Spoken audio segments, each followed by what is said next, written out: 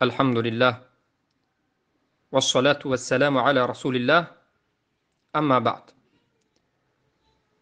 برادر سوال نمودند که لکم دینکم ولی دین از سوره کافرون چی معنی دارد و آیا سوره کافرون منسوخ شده است یا نه؟ البته که اولا میگویم که سوره الکافرون منسوخ نشده است، گرچنده که بعضی از انسان ها میگویند که سوره الکافرون منسوخ شده است، اما علمای اهل سنت و الجماعت میگویند سوره الکافرون منسوخ نشده است و انمین قول اهل سنت و الجماعت است و امامان اهل سنت و الجماعت از متقدمین سلف این امت است.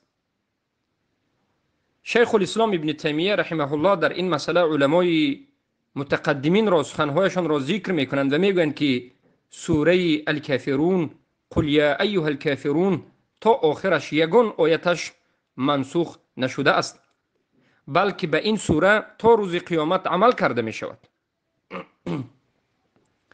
و این چنین ابن القیم الجوزی عیناً همین سخن را در کتاب اغاثة اللهوان و در کتاب مدارج السالکین و در دیگر کتاب میگن و سخن شیخ الاسلام ابن تیمیه در مجموعه الفتاوا ذکر شده است و ابن کثیر رحمه الله هم همین سخن را میگند که قل یا ایها الکافرون این سوره منسوخ نشده است بلکه عمل کرده می شود. اما در تفسیر این سوره قل یا ایها الکافرون، در تفسیر سوره الکافرون دو فهم است: فهم اهل سنت و الجماعت فرقه ناجیه الطائفه المنصوره و فهم اهل بدعت من الصوفیه و الرافضه و اشاعره و الماتریدیه. فهم اهل بدعت همین است که تمام اهل بدعت میگویند که این سوره منسوخ است، برای آن که این سوره برای اقرار کردن دین مشرکین آمده بود که دین شما الهیده است، دین ما الهیده است. بعد از این آیت های جهادی که آمد این سوره رو منسوخ کرد میگد. و حتی بعضی از صوفیان میگن که این آیت منسوخ هم نیست اما عمل کرده در این دنیا میشود، به مانند اینکه کفار آزاد است، ما هم آزادیم، دین مجبوری ندارد و غیره. اما اهل سنت و الجماعت میگویند این سوره منسوخ نیست، تا روز قیامت عمل کرده می شود و معنایش این عین براءت است. بزرگترین دلیل برای براءت کردن از کفار و مشرکین انمین سوره الکافرون است، چرا که رسول اکرم صلی الله علیه و سلم از جانب الله امر شدند که به مشرکین کفار بگویند، به مشرکینی که قریش بودند بگویند که ای کافرها قل یا ایها الکافرون، بگوی محمد، یعنی محمد صلی الله علیه و سلم گفتند که ای کافرها، ندا کردند گفتند ای کافرها. وقتی که اونها شرک را انجام دادند کافرها گفتند لا اعبد ما تعبدون، گفتند هر آن چیزی که شما عبادت میکنید و به الله شریک قرار میدهید من این چیزهای شما عبادت کرده را عبادت نمیکنم. این براءت است. براءت انمین است که شما بگویید که ای مشرکها، هر آن چیزی که شما عبادت میکنید من عبادت نمیکنم و هر آن چیزی که من عبادت میکنم شما عبادت نمیکنید. معناش این است که شما هم از من براءت کرده اید، منم از شما براءت کرده ام. براءت در این آیت فهمیده می شود که دو جانب است، هم براءت مؤمنین از مشرکین و هم براءت مشرکین از مؤمنین. بله وجود دارد، امروز مشرکین از مؤمنین براءت میکنند، مؤمنین را طعنه میزنند، مؤمنین را فناتیک میگویند یا که طعنه های دیگر میزنند و این چنین مؤمنین از مشرکین براءت اعلام میکنند. براءت دو جانبه است. چخیلی که قوم حضرت ابراهیم علیه السلام را به درون آتش پرتافتند، به درون آتش انداختند از سبب براءت، یعنی براءت کردن از ابراهیم علیه السلام در جانب خودشان از مشرکین براءت کردند. اذ قال ابراهیم لابیه و قومه انی براء منکم و مما تعبدون، ابراهیم براءت را اعلان کردند.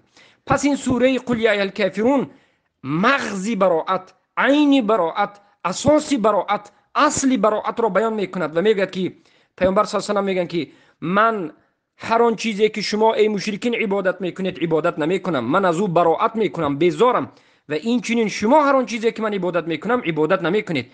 یعنی در حالتی که مشرک هستید شما نمیتوانید که بیایید و همراه ما باشید. عین این سخن همین است. عیناً سخن ابراهیم علیه السلام سوره ممتحنه آیه 4 همین است که تا همان روزی که شما غیر الله را عبادت میکنید شما همراه ما شده نمیتوانید، شما همراه مؤمنین شده نمیتوانید، شما همراه ما الله را عبادت کرده نمیتوانید. همان وقت شما همراه ما میشوید، همراه مؤمنین، همان وقت شما الله را عبادت میکنید که غیر الله را ترک کنید. لا اعبد ما تعبدون ولا انتم عابدون ما اعبد. هر آن چیزی که من عبادت میکنم شما عبادت نمیکنید در حالتی که مشرکید. ابراهیم علیه السلام هم این سخن را به قومشان گفتند و بدا بیننا و بینکم العداوه والبغضاء حتی تؤمنوا بالله وحده. ظاهر شد دشمنی و عداوت و بغض بین ما و شما ای مشرکین تا همان زمانی که یگانه به الله سبحانه و تعالی ایمان بیارید. یعنی یگانه الله را حتی تؤمنوا حتی وحدوا الله سبحانه و تعالی، یگانه عبادت کنید الله را، یگانه یعنی الله پرست باشید. پس بارک الله فیکم این سوره قل یا الکافرون هم عین براءت است، عین منهج ابراهیم علیه السلام است. بار دیگر در اینجا الله سبحانه و تعالی تاکید میکند ولا انا عابد ما عبدتم قل یا الکافرون لا اعبد ما تعبدون ولا انتم عابدون ما اعبد ولا انا عابد ما عبدتم ولا انا عابد ما عبدتم. بار دیگر تاکید میکنند. این یک بار دیگر تاکید شدن، یک بار دیگر براءت اعلان کردن برای تاکید است، برای این مسئله مهم بودنش است که پیامبر به الله با امر میکند که بگو که هر آن چیزی که شما عبادت میکنید هرگز من عبادت نمیکنم. یعنی مشرکین تماما آرزویی که در دل داشته باشند که بناگاه من به همراه اونها، یعنی اعوذ بالله الههای باطل اونها را عبادت کردن ممکن است، یا که یگان روزی به طرف اونها میروم، مشرکا به تمام دلشان را کنند، یگان امید و آرزو نکنند که هیچگاه من به طرف اونها نمیروم، هیچگاه چیزی که اونها عبادت میکنند من عبادت نمیکنم است. تاکید همین است ولا انتم عابدون ما اعبد. و این چنین مشرکین باید دانند، تأکید یک بار دیگر است که در حالت مشرک بودنشون، در حالتی که سبحان الله غیر الله را عبادت میکنند از لات و منات و عزا، هیچگاه در این حالت شرکشون الله من را، الله یکتا را عبادت کرده نمیتوانند. شرط عبادت الله همین است که غیر الله را ترک میکنی. فمن یکفر بالطاغوت و یؤمن بالله، هر کسی که کفر بالطاغوت ورزد یعنی الههای باطل را ترک کند، لا اله الا الله همین است، لا اله نیست معبودی بر حق بجز الله، تمام الههای باطل را اول ترک میکنی بعد عبادت الله را میکنی.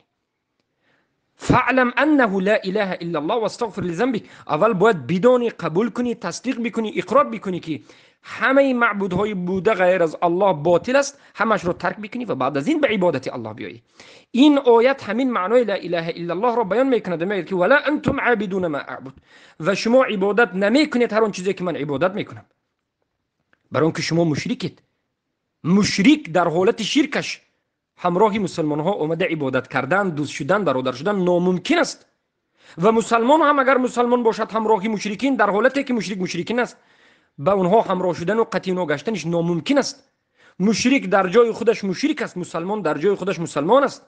مسلمان قانون خود را دارد، عبادت خود را دارد، مشرک عبادت خود قانون خود را دارد. و مشرک تا روز قیامت با اهل اسلام می جنگد و امر الله این است که تا روز قیامت اهل اسلام با مشرکین می جنگند. حق باطل همین است. و در آخر آیت الله بیان میکرد که لکم دینکم ولی دین، دین شماست شما را و دین ماست ما را. یعنی دین ما همان دینه که هیچگاه شرک را قبول نمی کند، مشرکین را قبول نمی کند، دوستی با مشرکین را قبول نمی کند و قبول نمی کند که یک مشرک در حالت مشرکیش بیاید و همراه ما باشد، عبادت کند الله ما را در حالتی که مشرک است. و ما هم دینمان ما راست. دین ما هم همچنین است که ناممکن است که یک مسلمان در حالت مسلمان بودنش رود با همراهی مشرکین باشد، مشرکین را کمک بکند. نه، این مسلمان نیست، از مسلمانی برآمد، کافر شد.